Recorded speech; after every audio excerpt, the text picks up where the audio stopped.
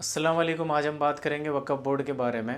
वक्फ board एक ऐसी संस्था है जाके बारे में जानना मुसलमान कम्युनिटी के हर इंसान है बहुत ही ज़रूरी है। आज ये वीडियो में हम बहुत से सवालों ने कवर करेंगे, जैसे वक्फ बोर्ड की स्टार्टिंग कहाँ से हुई, हिंदुस्तान में वक्फ बोर्ड कैसे आया हो, कितनी वक्फ बोर्ड के पे प्रॉपर्टी और वो जो प्रॉपर्टी है वह कौन मैनेज कर रहा है। 8 अगस्त 2024 में हिंदुस्तान सरकार ने एक बिल पेश करो हो जाके खिलाफ सारे मुसलमानों ने लगभग एक स्कैनर पे स्कैन करके एक मेल सेंड करी ही, कसलू मेल सेंड करी और कई वजह से मेल सेंड हमने करनी पड़ी।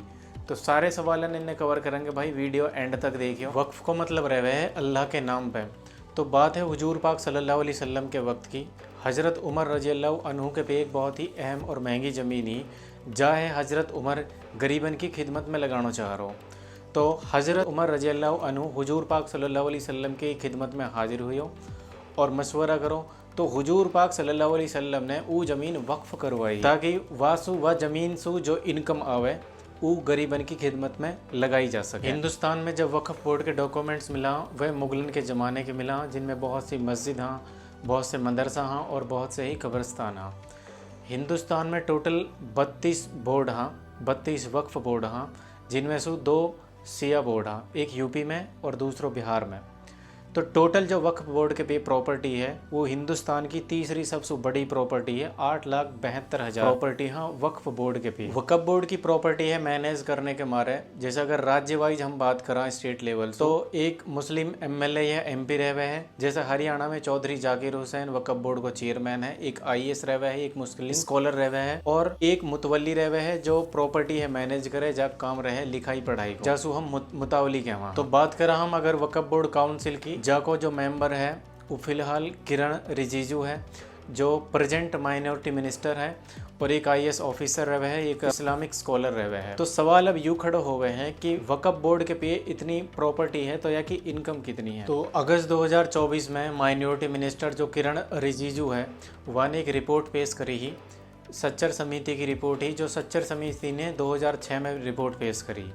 तो वह रिपोर्ट के हिसाब से यूँ हो कि वक्फ बोर्ड की जो टोटल इनकम है, एनुअल इनकम, एक साल की जो इनकम है वो कुल 163 करोड़ रुपया है। तो सच्चर समिति ने यूँ चीज़ कही ही और यही चीज़ है ही बीजेपी सरकार कह रही है कि अगर वक्फ बोर्ड अपनी ज़मीन है सही तरीक़ा से इस्तेमाल करे तो एक साल में वक्फ बोर्ड 12,000 करोड़ रुपया आराम से इनकम कर सके। तो टाइम टू टाइम बीजेपी जो सरकार है वो वक्फ बोर्ड पर एलिगेशन लगाती रहे है कि वक्फ बोर्ड अपने जो नज़दीकी आदमी हैं वन लू सस्ते दामन पे लीज पे वक्फ बोर्ड की प्रॉपर्टी है। अब सच्चर समिति की रिपोर्ट जो किरण रिजिजू ने पेश करी है वो वक्फ बोर्ड के सिर्फ एक पहलू। अब हम बात करेंगे वक्फ बोर्ड के दूसरे पहलू के बारे में। तो 2019 में अब्दुल रहमान नाम के एक राइटर ने एक बुक लिखी, पूरी डिटेल में वहाँ में वक्फ बोर्ड की सारी डिटेल मिलेगी आपको अगर कोई पढ़ना चाहे तो वहाँ में ये चीज बताई गई है कि 2004 में YSR रेड्डी की जो सरकार ही वहाँ ने दरगाह हुसैन शाह वली की एक प्रॉपर्टी जो 32,000 करोड़ रुपया की प्रॉपर्टी जो 1630 एकड़ जमीन ही वो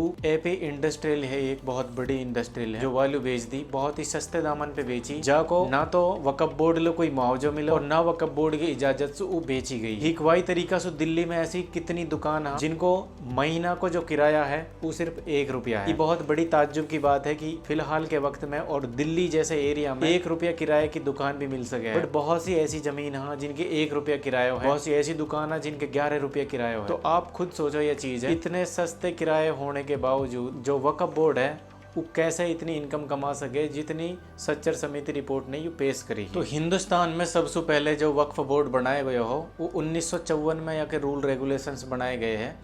1954 के बाद में 1995 में उनमें चेंजिंग करी गई, 1995 के बाद में 2013 में चेंजिंग करी गई और 2013 के बाद में अब बीजेपी सरकार वहाँ में चेंजिंग करना चाह रही है। तो सबसे पहले जो कानून है वो यूँ है, वक्फ बाई यूजर।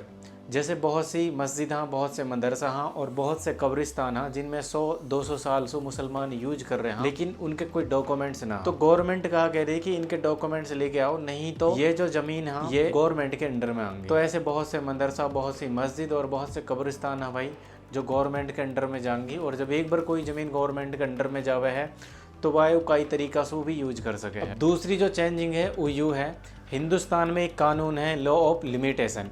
वह को मतलब यूँ है, अगर कई इंसान नई प्रॉपर्टी पे पिछले 12 साल से वहाँ पे कब्जा कर रहा है और कहीं ने वहाँ पे कोई चैलेंज ना करो, यानी वहाँ पे कहीं ने कोई केस ना डालो, तो प्रॉपर्टी वो काबिज वाले इंसान की हो जाएगी। But Hindu endowment, Waqf board और सिख इंडोमेंट, ये तीनों या कानून से थोड़े दूर रखे हैं, प्रोविजन से दूर रखे हैं, यानी कि अगर इन तीनों ने पता चले कि यू प्रॉपर्टी हमारी है, ये वहाँ पे केस डाल सका, यानी वह प्रॉपर्टी ले सका। लेकिन अब यू है, अगर वक्फ बोर्ड है कई प्रॉपर्टी की पता चले कि यू प्रॉपर्टी वक्फ बोर्ड की है और 12 साल से यहाँ पे कहीं ने कब्जा कर रखा है, तो वक्फ बोर्ड वहाँ पे कोई एक्शन ना ले सके, वहाँ पे कोई केस ना डाल सके। यानी यहाँ में सबसे बड़ा नुकसान मुस्लिम को यूँ है, पंजाब और हरियाणा में मुसलमान की संख्या कम है और उन वक्फ बोर्ड की बहुत सी जमीन, तो वो जमीन ऐसे के ऐसे ही चली जाएगी। तीसरी जो चेंजिंग है वो यूँ है, पहले कहा हो कानून में अगर वक्फ बोर्ड की प्रॉपर्टी पे डिस्प्यूट हो तो वक्फ बोर्ड व प्रॉपर्टी है एक ट्रिब्यूनल कोर्ट रहे, जहाँ 3 मेंबर रहे, एक रिटायर्ड जज रहे, एक लॉ को जानकार रहे और एक सिविल अधिकारी रहे,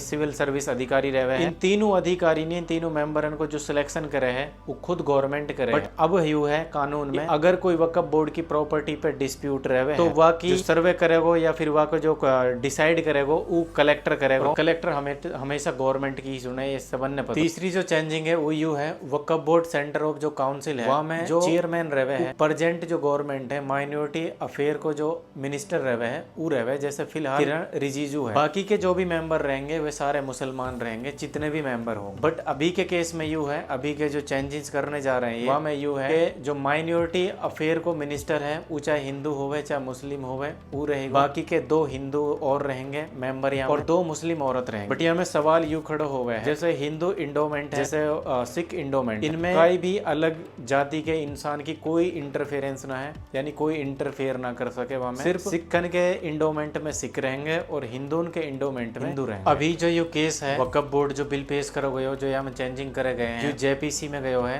ज्वाइंट पार्लियामेंट कमेटी में, तो अभी यहाँ में कोई डिसाइड ना हुई। जो हमने मेल करे है जेपीसी ने राय मांगी लोगन से, जहाँ में मुसलमानों ने स्कैनर पे स्कैन करके वक्फ बोर्ड जो बिल है के खिलाफ अपनी राय रखी। वीडियो है लाइक करियो और चैनल है सब्सक्राइब करियो भाई, वीडियो शेयर करियो। जितनी भी वीडियो रहेंगी इंशाल्लाह सारी की सारी मेवाती लैंग्वेज में ही रहेंगी।